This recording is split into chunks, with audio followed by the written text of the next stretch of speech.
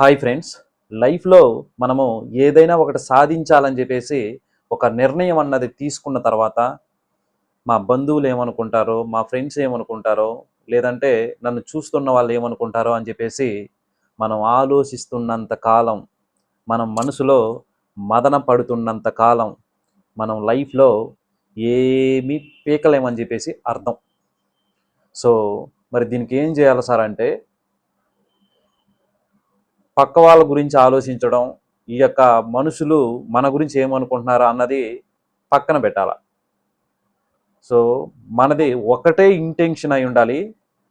నేను ఏదైతే అనుకున్నానో దానికోసం మాత్రమే పనిచేస్తాను. రిమైనింగ్ నాకు అవసరం లేదు అని చెప్పేసి దానికోసం మాత్రమే ఫైట్ చేయాలి.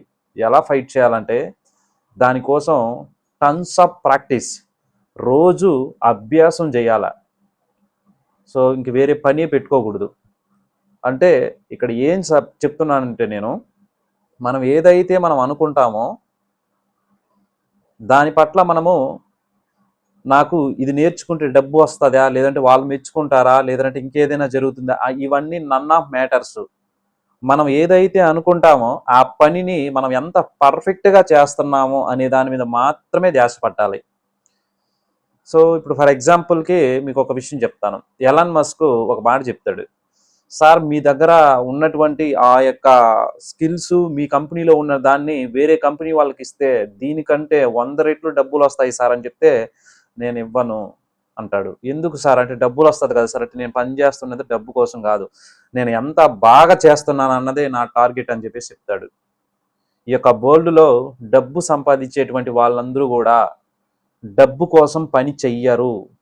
వాళ్ళు ఏదైతే సర్వీస్ అందిస్తుంటారో దాన్ని ఎంత అద్భుతంగా మనము పబ్లిక్ అందించాం, మన యొక్క మనిషి యొక్క జీవితానికి ఇతరులకి ఎంత అద్భుతంగా మనం అందించాం అని చెప్పేసి మాత్రమే చూస్తారు.